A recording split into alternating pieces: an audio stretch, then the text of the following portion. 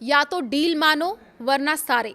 Trump ने Iran को दी धमकी। नमस्कार, मैं हूं आपके साथ आयुषी गुप्ता। इस्लामाबाद में ये आखिरी दाव है। देखिए, पश्चिम एशिया में जारी युद्ध और कूटनीतिक गतिरोध के बीच अमेरिकी राष्ट्रपति डोनाल्ड ट्रंप ने एक बार फिर अपने चिर परिचित अंदाज में ईरान को सख्त चेतावनी दी है। रविवार को एक ही बयान में ट्रंप के दो अलग अलग तेवर देखने को मिले। एक तरफ उन्होंने ईरान के बुनियादी ढांचे को पूरी तरह नष्ट करने की धमकी दी है, तो दूसरी तरफ पाकिस्तान में होने वाली दूसरे दौर की बातचीत के लिए उचित और तर्कसंगत समझौते का प्रस्ताव भी रखा है। सीज फायर के उल्लंघन पर भड़के ट्रंप। जी हाँ, देखिए, social media platform truth social पर अपनी बात रखते हुए ट्रंप ने ईरान पर गंभीर आरोप लगाए हैं।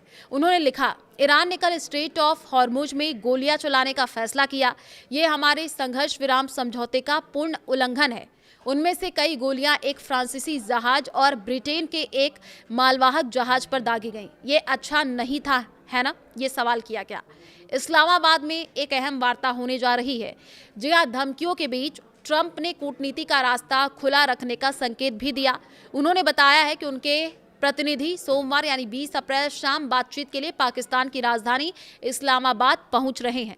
ट्रंप ने लिखा कि वे वहां एक समझौते के लिए बातचीत करेंगे, जिसे उन्होंने बहुत ही उचित और तर्कसंगत डील करार दिया। ब्लॉकेड और आर्थिक नुकसान का जिक्र भी किया है। ट्रंप ने ईरान द्वारा स्ट्रेट ऑफ हॉर्मुज को बंद करने की घोषणा पर तंज कसते हुए कहा कि अमेरिका की नाकेबंदी ने इससे पहले ही बंद कर दिया है।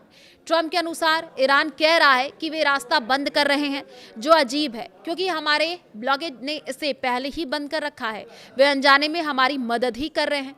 इस रास्ते के बंद होने से ईरान को रोजाना $50 करोड़ का नुकसान हो रहा है, जबकि अमेरिका को कोई नुकसान नहीं है, बल्कि कई जहाज अब तेल भरने के लिए अमेरिका के टेक्सास और साथ ही साथ लुइसियाना और अलास्का जा रहे हैं।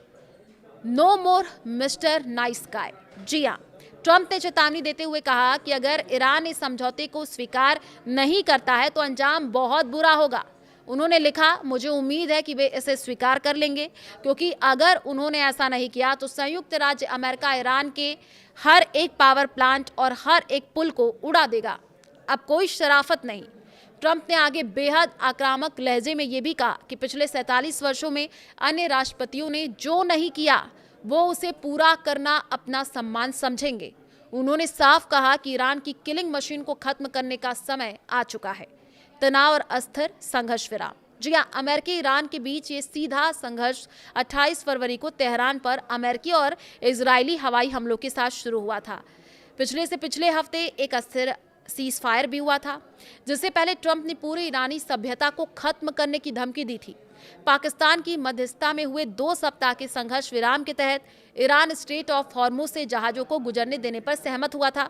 हालांकि पिछले सप्ताह इस्लामाबाद में हुई पहले दौर की बातचीत बेनतीजा रही। वर्तमान में स्थिति ये है कि अमेरिका ने अपनी नाकेबंदी जारी रखी है, जबकि ईरान ने अमेरिका पर विश्वासघात का आरोप लगाते हुए शनिवार को फिर से प्रतिबंध लागू कर दिए हैं। अब सबकी नजरें सोमवार को इस्लामाबाद में होने वाली दूसरे दौर की बातचीत पर टिकी हुई है।